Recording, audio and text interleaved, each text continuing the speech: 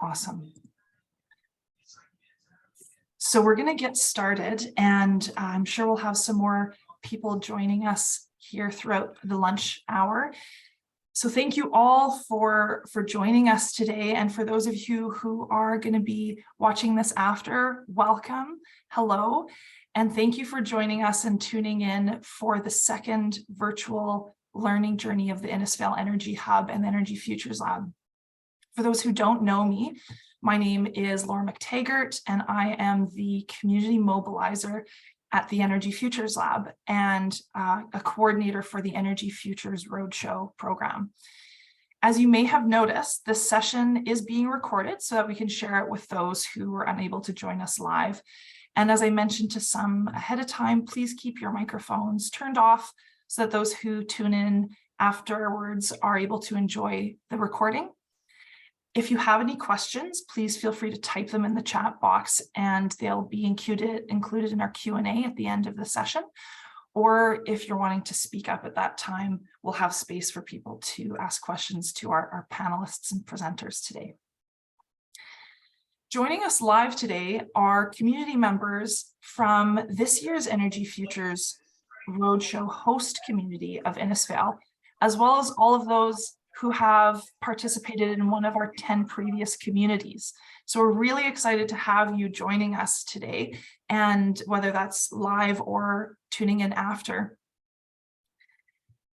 And we are gathering today so that we can share in learning moments between the Energy Futures Lab community and participants of current and past Energy Futures Roadshows. Today's session, I'm really excited for us to be learning from several presenters about engaging youth in energy innovation.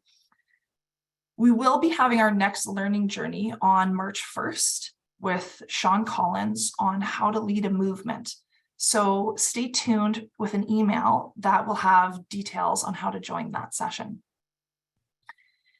In this year's roadshow, you will notice something new, the IndigeSTEAM Energy Hub, and as noticed on our slide here, they're a co-host of today's session. This name emerged from the convening team from IndigeSTEAM who wanted a unique name for the work that they're doing this year, and also so that groups, the heart of the group and the people will live on and their initiatives will live on after the roadshow. So really happy to have community members from the IndigeSTEAM Energy Hub joining us today. Before we begin, I do want to take a pause to acknowledge the land that we are gathering on today.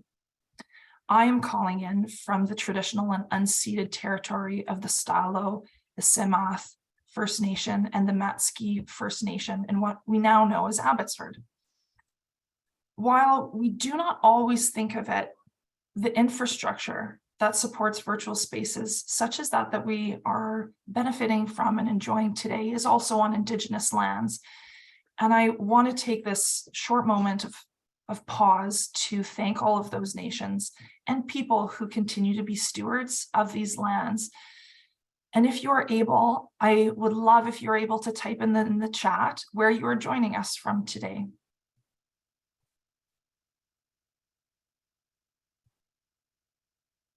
And without further ado, as those come into the chat, I am going to unshare my screen and I will introduce our upcoming presenters.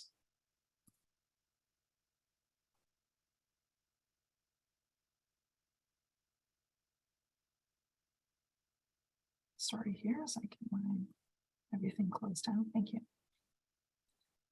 So our first presenter, I am so excited is joining us, is Wendy Hutchins. And Wendy is a microbiologist and an immunologist who has been doing STEM outreach with Power to Choose since its inception in 2010 and other groups prior. She was part of the founding board, bringing her experiences from other outreach organizations to IndigeSTEAM. Wendy is also the program director for First Alberta Lego League Challenge. This year's competition is all about energy, production, transmission, storage, and use. And yes, there are rural and remote teams competing. So without further ado, well, I'll pass it off and welcome Wendy. Hi, thanks. I'm coming to you from traditional territories of the Blackfoot people of Treaty 7 and all the other nations that live here. I grew up in southwestern Ontario, the ungranted lands of the Chippewa of Pele, and I like to give a gold star to anyone who knows where the heck Pele is and what the heck they're talking about. Hey, Adam, great, I'm glad you get a gold star. I wanted to start this out with sort of a few of the rules of Ruth engagement that have driven me since I started my journey as a science geek. And one of those is to make it relevant to your audience. That's really, really critical with youth. And part of that can be finding a news article, telling a story.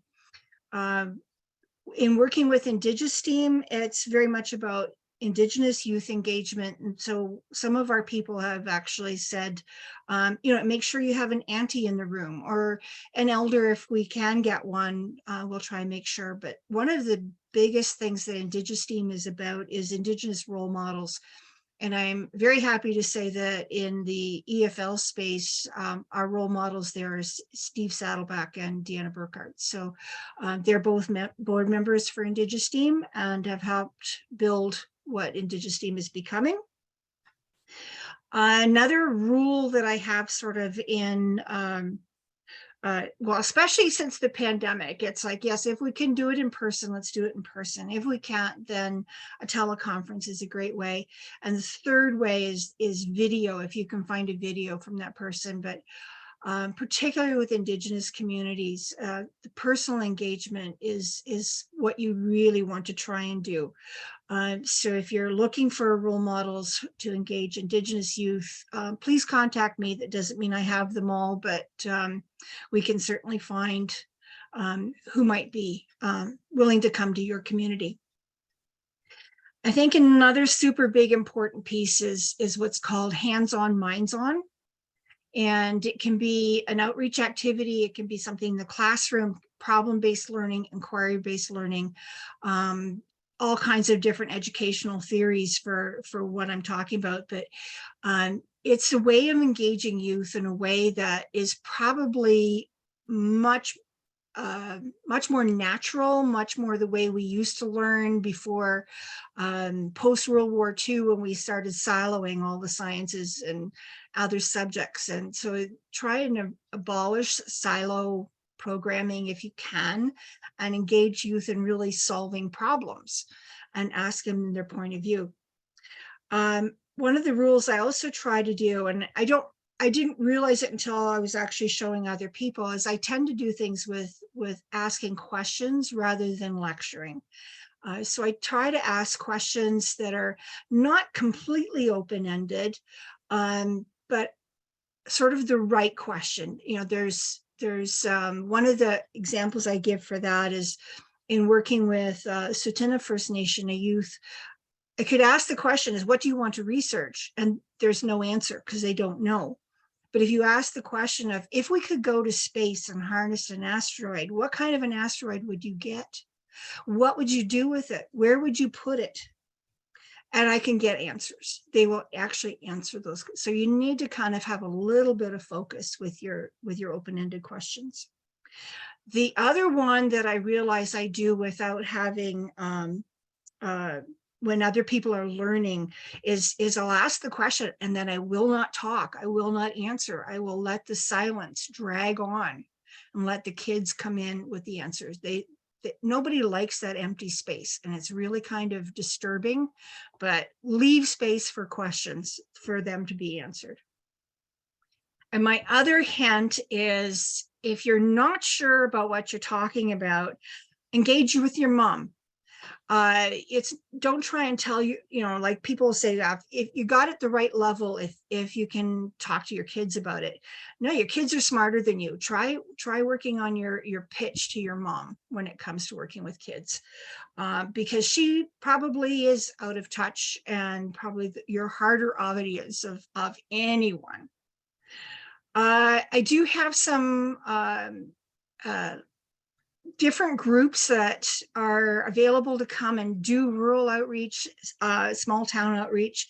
So I will give a list of that to Laura and Julie afterwards. But find people who are in your neighborhood or will come to your neighborhood. Like with my IndigeSTEAM hat on, yes, we will try and come. We like to do 1 or 2 day workshops of different topics. And we'll get into the sort of the robotics part of that, because that's our part of where I'm going to go with this talk. But there are some other ones as well that are great tools. Alberta Tomorrow, if you haven't tried that one. So we'll give you a list of different groups that are out there. Don't try creating everything new yourself. Find those critical partners and find how you can actually work together to build something that works for your community.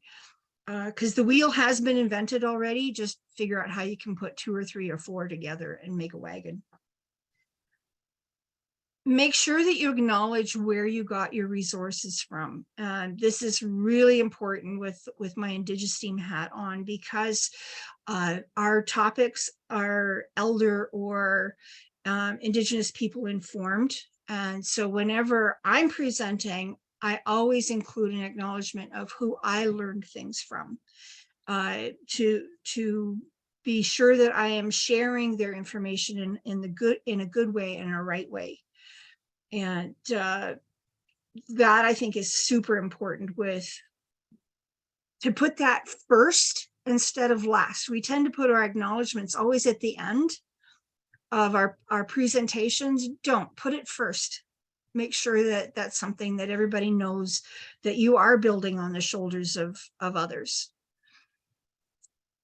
Okay, the IndigeSTEAM hat. So IndigeSTEAM started out as a program under Alberta Women's Science Network, 2008, I believe, and was 1-day events that eventually grew into a camp that lasts a whole week now at the University of Calgary, and we're trying to do other locations as well.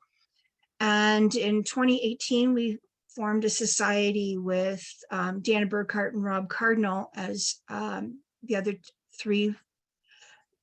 2 key founding members, with the goal of providing Indigenous youth an opportunity in STEM and STEAM that is relevant to their community, is Indigenous led, is Indigenous informed, elder approved, so on, as much as possible, the content that we try to do. We also do things for non-Indigenous groups under our reciprocity hat, where we try to have Indigenous people teaching the different aspects of topics that we share with Indigenous youth as well. Our vision is 2-eyed seeing in all directions, so we can walk together. 2-eyed seeing is a concept from Elder Albert Marshall, which is, a Western lens and an Indigenous lens, and seeing the world from both and not having them in conflict. We say all directions because we include immigrants in our conversation as well, because they should be learning about Indigenous people from Indigenous people, not from me. And if we don't do this kind of work, we're not all going to walk together in a good way. So that's what IndigeSTEAM is trying to do. Our programming so far has been in VR classes, the camp program, as I was saying, workshops that we do on other nations, including robotics, paint, a whole whack of different activities. And we like a challenge of, could you do something? And we will create it.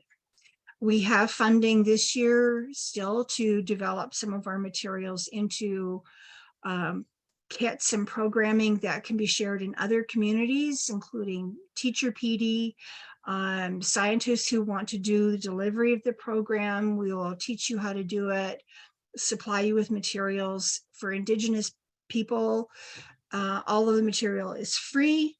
For non-Indigenous people, we actually will charge if there's a budget available, so that we can keep giving stuff free to Indigenous communities. The part where I'm overlapping and wearing a second hat now is with First Robotics. That is because IndigeSTEAM engaged with First Robotics Interestingly enough, through one person, an Indigenous youth who lives in Edmonton from Alexis First Nation, who was working as a volunteer with First Robotics Alberta and participated as a youth. And so we now employ him working for IndigeSTEAM to actually add robotics and tech to a lot of our Indigenous programming. And this year, as I was being asked to do this talk, it was like, okay, I have to show you all what's going on with First Robotics this year, because it's all about energy. And it's so interesting as we were talking about the challenges that we're building that have a huge Indigenous theme, that Steve Saddleback went a little bit wild and crazy and said, we have to do this for energy. And it's like, guess what, Steve? It's already done. We can just borrow from First. So our goal is, as teams finish competing for the year, is that we're going to try and get all of their energy challenges so we can share them and develop a program that we can take on the road to other communities. So what I want to do is actually share with you kind of a little bit more about what First is and what's going on there. So First Robotics is a US-based charity. It's global in its reach. I mean, we're talking millions of kids that are participating in First competitions. First stands for Inspiration and Recognition in Science and Technology. And it has programming from K to 12. And I'm involved with the Lego League, which is, and the challenge level in specific, which is sort of grade 4 to grade 9. But I like to tell the older kids is that, you know, in this case, it's all autonomous. These robots have to be programmed to do everything. There's no driving, which sort of gets some of the kids, oh, there's a lot of programming. I have to learn to do this. So the way the program works is that they're using Lego robots. And gee, I didn't bring a robot to the table today. I almost always have a robot sitting on my table. And they use the robot to solve a challenge. And there's a theme every year. This year, the theme is energy, of course. It's supported by Colquhoun. It's called Energizes the whole program. For Lego League, it's called Superpowered, and it's all about where power is used, where it's generated, transmission, storage, and so on. So the next part, I'd like to show you what the missions are and invite you to come and actually, this is Friday. Tomorrow in Edmonton, Sherwood Park is the Northern Alberta competition. And there's a link to that, is FLL, pardon me, First Alberta. You can go into events and then FLL and they'll give you the locations, is in Sherwood Park for Northern Alberta. And next weekend is in Calgary. And March the 4th is the provincial championships in Red Deer. So anyone who is in Innisfail, guess what? We're going to be sort of close to your neighborhood. Okay, so to see this, I think the best is if under your view, if you could go to speaker, because I've got these things that if you're seeing it in a little teeny tiny window, you're going to miss stuff.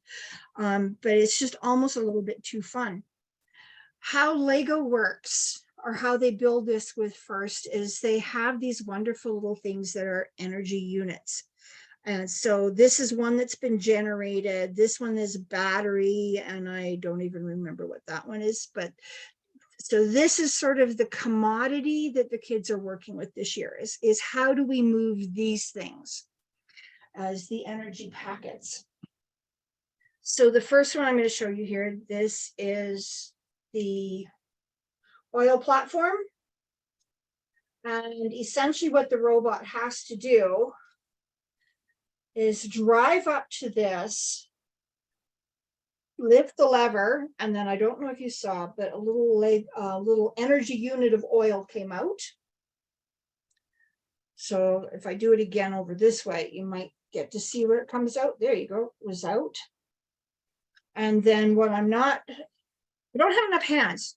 It goes from there and into the tanker truck, and then away it goes. So what the kids have to do is actually they program their robot to come to this place, get the oil out, get it into a tanker, and then take it to, quote unquote, their home base. The other one that I just absolutely totally love is the wind one, the wind generator. Geez, that's actually pretty, there we go. So there's the wind generator. The robot comes up, essentially discharges an energy unit. Come on, go, there we go. So out comes an energy unit. And isn't it fascinating that Lego can do this kind of stuff? Needless to say, I've had an awful lot of fun with that wind fan. There's also a water generator, and in this case, the robot releases the water energy and brings some more, because then it has to be transmitted. Now, how do we transmit it from this place to the next place? And so part of that is actually, and this is what's called a cooperation challenge, where one team connects to the grid, and the team that's at the next table to them also has to connect to the grid. So there's an awful lot of science that goes into the idea of what's happening with these challenges. With a research project that also goes. So there's what's called an innovation project. They have to design their robot to actually do something, but they also have to come up with if we were in charge of energy, we would do this. So isn't that kind of a little bit like what EFL is all about? If we could fix batteries, what would you do? If you could fix transmission, what would you do? And so that's the whole theme for this year. I would think that this is something that could be still, even though this will be a different topic next year for FIRST, it is something that could still be done in a classroom if the activity, it's like these activity pieces are available. They all fit on a mat that is 4 feet by 8 feet long, pardon me, 7 feet long.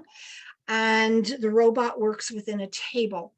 And actually, maybe I will share a picture of what that looks like, because that's probably the thing that's the most confusing. Let me share that.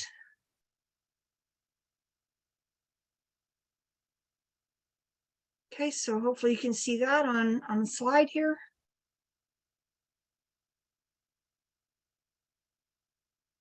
There we go. So here you can see there's the oil platform. This is a battery storage transmission area. This is charge your electric car. This little guy down here is a little TV set with, you know, it's a use. This is a factory that's going to use electricity. Here's the wind farm. And down here, this is a transformer. This is the water generator, the hydroelectric. And this last piece here is where the kids actually have to put in something that comes from their innovation project. They are judged on their innovation project as well as their robot performance and design. I'm going to leave it there. There's probably lots of questions about where it can go forward. How can we do it in our community? Can we do still the energy stuff? But definitely with FIRST Robotics, there are teams competing from all over the place. So we're looking at hosting a team from Korea. If we can host a team from Korea, we can look at Athabasca and everywhere else. Wow, thank you so much, Wendy. I learned so much, and thanks to you also for bringing your Lego to share with us. So for everyone who's joining, if you want to share a reaction or something in the chat, a hand clapping or whatever you would like, please feel free to do so now. And again, Wendy, thank you so much. And you had brought up again some educational information, some links, and Wendy is going to be sharing that with me after the session, and I'll be sending it out to people in an email following this session along with the link. So don't worry, those resources will be available to everyone, and for those who might not be joining us live. So without further ado, I'm going to carry us on into our next presenters. So we have So we've got quite a list here. So we've got Adam Robb, we've got Shauna Kelly, we have Daryl Kootenay, and we have Sneha Jigo, who are joining us from HOWL. And HOWL is an organization that offers structured youth programs that explore complex topics in society through a set of curated experiences meant to challenge them and also help them and their surrounding communities and ecosystems. HOWL offers a variety of explorations, and they range from 5 days in length to a full semester in the Alberta Rockies. So super exciting to hear from all of them, and I will pass it off there. And I'm going to learn actually from highlighting Wendy in that session. I'm going to work to, as the HOWL crew moves through their session, I'm going to work to try and highlight each one of you as you share so we can see you a bit more clearly. Off to you.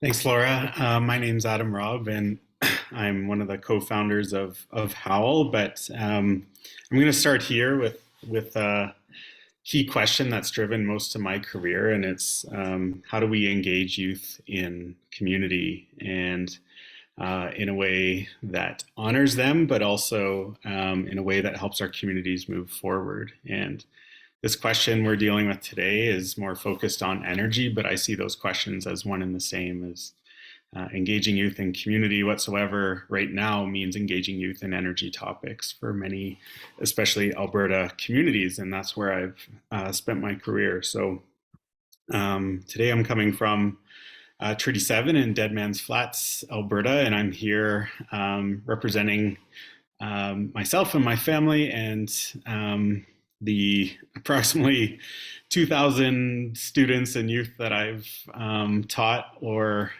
worked with throughout my 15 years as a teacher in various communities in Alberta, but now as the executive director, co-director of the HOWL Experience, which you got to learn a tiny bit about. And maybe, I don't know if someone can put our website in the chat. That would be helpful to understand. So, but I've been working specifically with youth in regards to getting them engaged with community initiatives and having their voice brought forward, getting them engaged in everything from designing their own schools with green energy systems to big policy changes on a provincial level to getting them to build their own aquaponics units and smaller build projects like that. And so this is definitely an area of comfort for me. My most recent job in Calgary was running a program called Energy and Environmental Innovation, and it was open to any high school student from across the city, from any background, any academic background, and we had a lot of success with that. And what I can tell you is what I know, and what I know is that students, youth want to be involved in these conversations. Generally, it's not done very well when they are engaged, but when they are engaged in a meaningful way where their voice is actually having an impact on the design of a real building, or they get to work with actual technology, or they get to help solve a problem in their own community, you would be amazed at the engagement level and the results that come as a result of true meaningful engagement with students or youth in your community. So like I said, they want this. I think this generation has a bad rap of not wanting, liking to complain about things, but not actually wanting to roll up their sleeves and get to work.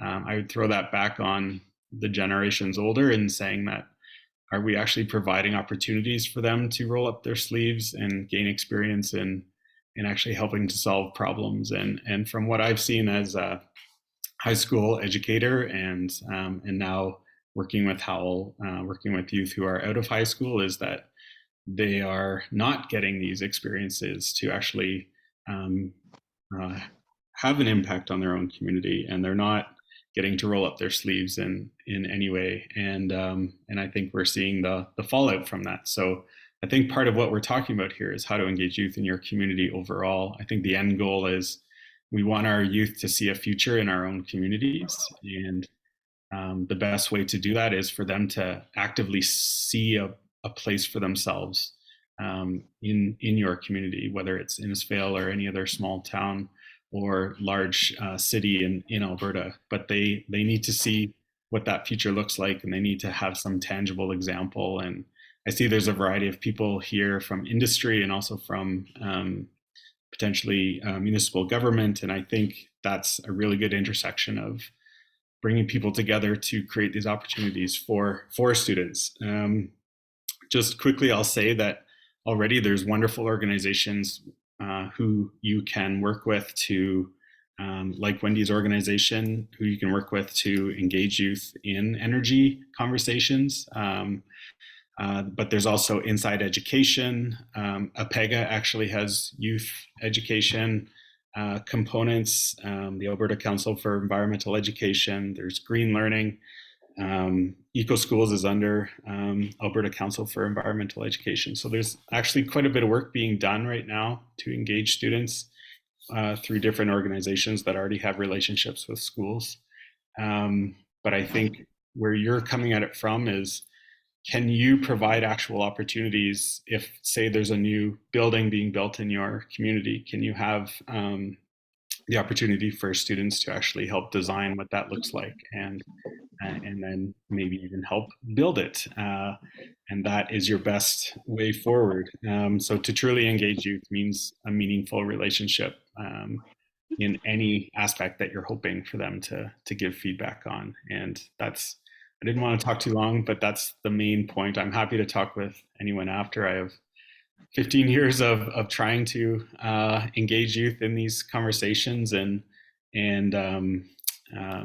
I think it's a really worthwhile task because we've seen the results of doing that, and they're not only more engaged in learning overall, but they're actually feeling more attached to their community, more ownership over their community, and the consequences of that are long lasting. So without further ado, I'll introduce the co-director of HOWL here, Daryl Kootenay, who's having, I know, some Wi-Fi issues. Daryl, if you want to introduce yourself, and I'll hand over the mic to you.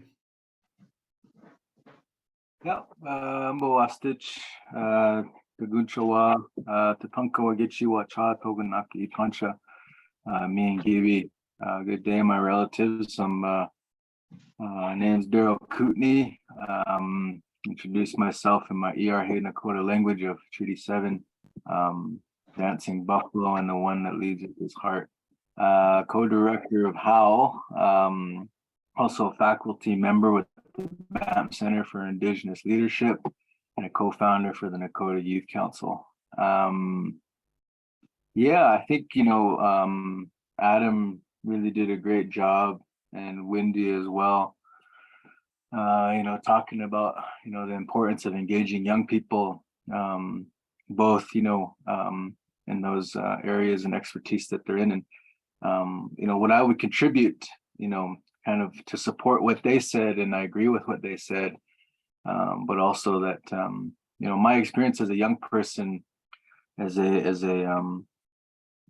a focal point of Canada for the Global Indigenous Youth Caucus at the United Nations, and that level is that there's levels of Indigenous and non-Indigenous youth that are at different kind of learning capacities, and to explore, those levels.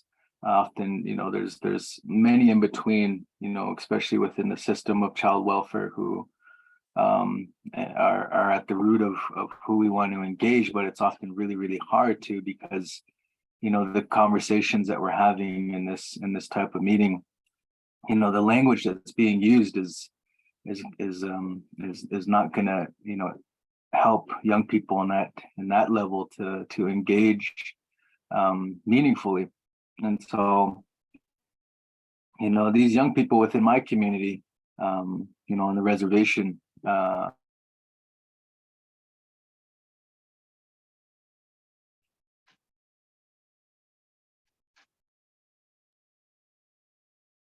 Well, looks like his Wi-Fi cut out again. We'll just give him a minute to see if it resets. It's been having problems all day.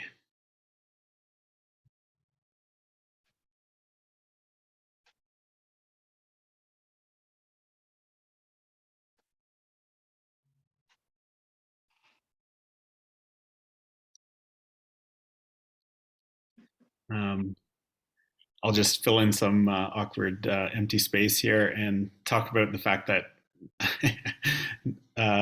Daryl has just come off of 2 days emceeing the Indigenous Education Conference that took place in Calgary for the last 2 days, and did a wonderful job emceeing and leading the discussion and hosting that space to look at the future of Indigenous education. And so he's at the heart of a lot of these conversations and is providing really good guidance. And just to go along with what he was saying there about trying to engage youth that need to be part of these conversations, it's those are the hardest relationships to try and build, and those entry points are the hardest to build, but they're the most rewarding and have the most implications long term for our communities.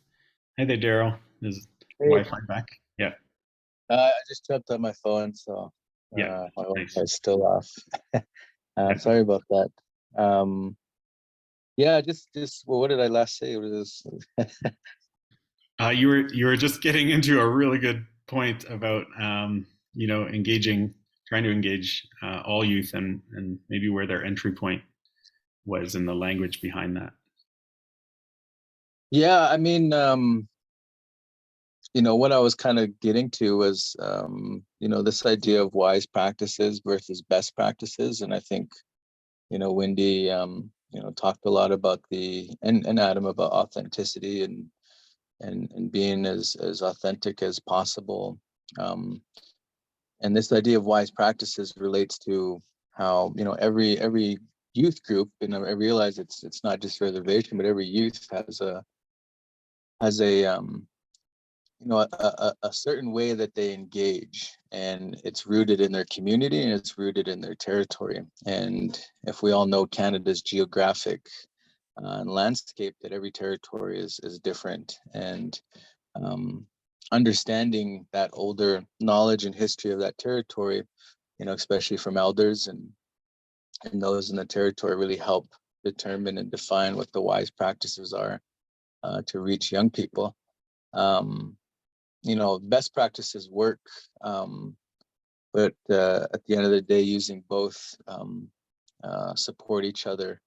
The best way I can explain it is, you don't plant a seed that's going to grow pineapples in the Arctic. And, to understand what fruit or what plant is going to grow the strongest in that territory, that's going to accept, vegetation, the oldest knowledge in that territory will help define what seed will plant and nourish in that location. So knowing that, here in Morley, where I'm coming from, I know that wind is a big one with our Chinook wind, and that's related to why our people reside and live in the mountains, as well as, water and, the use of water and energy, as well as, solar energy. I think that's kind of new for us, but related to, wind and water and principal values and Indigenous, spiritual law. When a young person, especially Indigenous, can relate to being a warrior today, that means having a purpose to contribute to community. And when they have an initiative or a project that relates to helping the community while utilizing and respecting, the spirit of wind, the spirit and the sacredness of water, reinforces a lot of their efforts to keep engaging. And so that's kind of what I'll say there. I can keep talking about those things, but I know we have a time frame here today, so I'll stop there and pass it back over to you guys. Thanks, Daryl. Shauna, do you want to jump in? Yeah, thanks. Hi, everyone. My name is Shauna. I'm the community program coordinator at HOWL. And reason why I'm on this call today, I think, is to provide a bit of color on what that can look like for youth. So I was a student in Adams Calgary High School program not that long ago. And in that program, it was really all about really getting engaged in those hands-on, project-based, problem-solving learning opportunities. And it was about seeing what everything was about. And so I remember being in this classroom and us actually going up onto our roof to see the solar panels on our roof at the time. And that was the thing that kind of started me down a pathway of getting involved and seeing that these were solutions that we could implement in our classroom and that us youth could be part of building further. And so that school year, me and a fellow student took on a solar panels on schools project, recognizing that not all students are getting access to seeing solar panels on their roof. They're not learning about energy in this very tangible way. And so we talked with the Calgary Board of Education, we talked with solar panel providers, we heard from different energy providers and talked with these people and developed a plan for what it would take to actually implement solar panels on schools across Calgary, specifically within the Calgary Board of Education, but then seeing what that could look like province-wide and how that could then be tied to curriculum and tied to student learning, and for students to really gain access to seeing energy, and then seeing how they could be part of developing that further in their communities. And we packaged this all up into a report. We brought it to the government at the time, and this actually resulted in a fund being created for schools to apply to get solar panels on their school. And now the high school that I attended actually has one of Canada's largest solar arrays that students have access to and are learning about and witnessing every day. So that was kind of my intro to energy education and really getting engaged in community and seeing what we could do in our province. And that led me down a path of wanting to stay engaged in this world. So I pursued a Bachelor of Arts in Environmental and Sustainability Studies at the University of Northern British Columbia.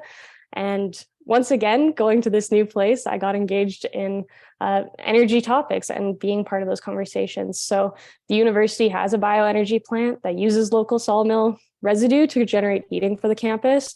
And because of that, a big part of my education was being part of experiences and conversations around the local economy, around sustainability, around energy, and what just transitions really need to look like, especially in communities that are directly tied to natural resources.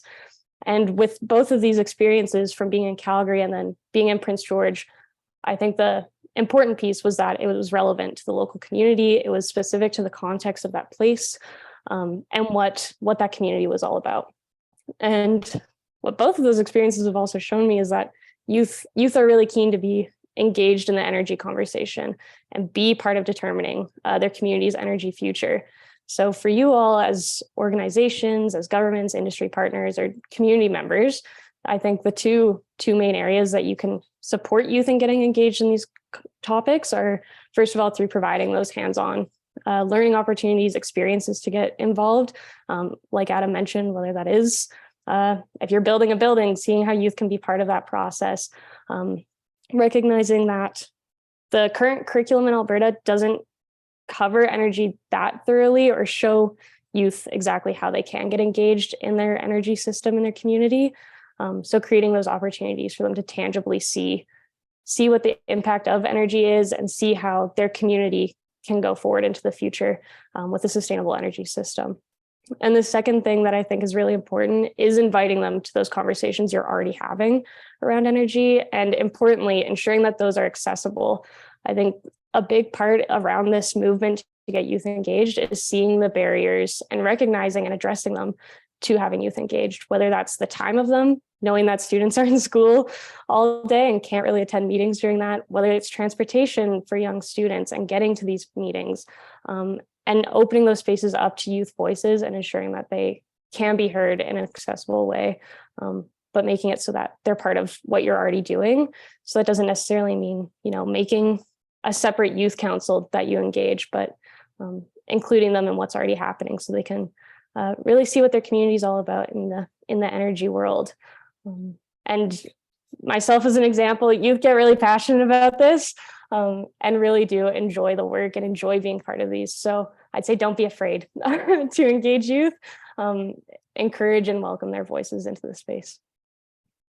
Yeah, I'll pass back to you, Adam. Yeah, amazing. Thank you, Shauna. And just to go off one of her ideas there is, when I was a teacher in Jasper, we held many of these community-based energy meetings right in the high school, so that we ensured And then we organized the table spaces so that industry, government folks couldn't sit all together. They had to intermingle with youth at the table. And that just led to so many different learning opportunities and truly going to where the youth are. To have these conversations makes it far more accessible, which I think Daryl and Shauna have both made a comment about ensuring that you're able to do. So Sneha, I'll pass it over to you, the youngest of the bunch of us, to have the final word on our behalf. Thank you for that introduction, Adam. I have been playing the Wi-Fi game here, but I'm going to turn on my video while I talk and hope it holds. My name is Sneha. I am a participant in the 4-month HOWL semester program right now. I'm also a second-year university student at the University of Lethbridge studying political science. And I work for the Alberta Council for Environmental Education as the youth program coordinator, where I manage a program called the Alberta Youth Leaders for Environmental Education, which is a group of junior high and high school students from across the province who advocate for better energy and environment education in classrooms and in the curriculum. So those are the hats I wear right now. My high school background is that I went to high school in Lacombe at Lacombe Comsted High School, where I met a really awesome teacher by the name of Steve Schultz, and I had the opportunity to help with some wonderful climate action projects. Ones that I personally worked on were things like a goat barn on school grounds. There's a rooftop garden and solar on the goat barn. We added a second garden because why not? There's also a 4-season tropical passive solar greenhouse. That's, I think, one of our most impressive ones. It's the one that sticks out the most. And the running theme with all of our projects is that we try to reduce the carbon footprint. We try to make the energy use sustainable as much as possible. I guess my perspective on engaging Alberta youth in energy issues comes from a semi-rural Alberta background. So a lot of youth that I know are worried about the energy transition. Excuse me, I have a guest ranch cat here.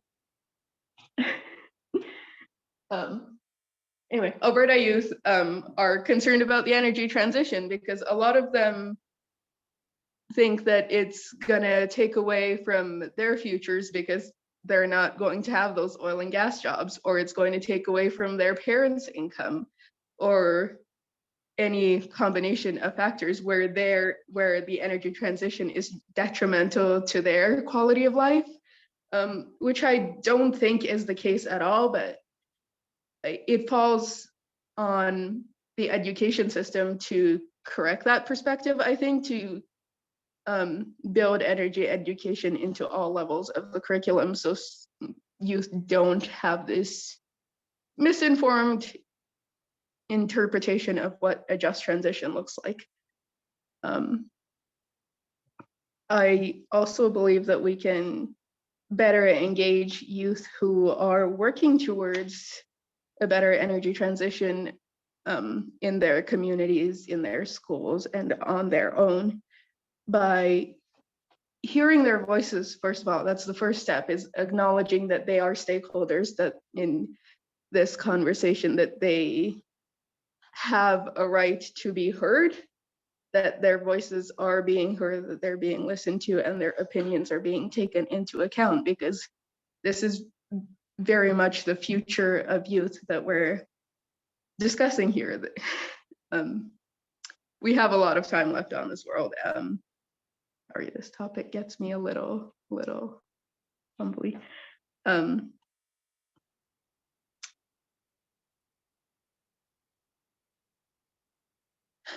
I think we need to give youth opportunities for their voices to be heard and to take direct action in furthering a just energy transition in their homes and communities.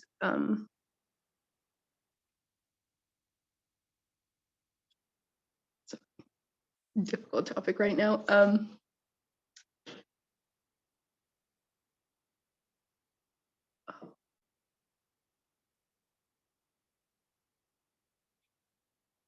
Okay, 3, 2, 1. Youth are the future, and they need to be heard. They need to have reassurances. I see a lot of youth who have some level of eco-anxiety associated with their thoughts about the future. For some people, it's not too bad, but for some people, it's a crippling fear that they don't have a future because of the way the world is going, and a big part of that is the energy sector. And combating that eco-anxiety and all of the troubles that we have is a hard thing. And yeah, hearing youth and giving them opportunities to take action is the biggest thing that I can stress right now. Thank you, Sneha, and thanks for sharing how this is affecting you, and I think you're carrying the voices of a lot of youth into this conversation, and so I know that weight, you feel that weight on your shoulders because you do talk to youth all the time about these topics, and it's important to listen to Sneha and just see how important this topic, whether it's cool technology, but the best antidote to despair is action. And so the action comes in the form of actually being involved in these conversations and getting to actually implement things that they see as a positive change. So my last point is that Sneha alluded to it a little bit, just indirectly, but the entry point for being engaged in this way can look very different for different people. It can involve art, it can involve technology, it can involve agriculture in many different ways. So don't feel like your entry point to energy systems has to be this direct understanding of energy systems. It can actually be a route that starts just with understanding and caring about community and doing something hands-on to begin with. And that's all I'll say. So I'll pass it back to you, Laura. Thank you all so much. Again, I invite everybody to either add some words of gratitude in the chat box or share a hand clap reaction or a heart, whatever is most alive for you. But really so much gratitude from me for all of your words of sharing and for being vulnerable and sharing personal perspectives as well related to this topic is so important and really impactful, I know, for myself to hear and probably for others in the room. I noticed some comments in the chat. So thank you all for what you shared. I know we are tight on time here for the hour. And what I'm going to do here is just conclude the recording before some final words. So for all of those who are going to be watching this recording after, thank you for tuning in. And there will be some resources available to check out after the session. So have a great day, everyone.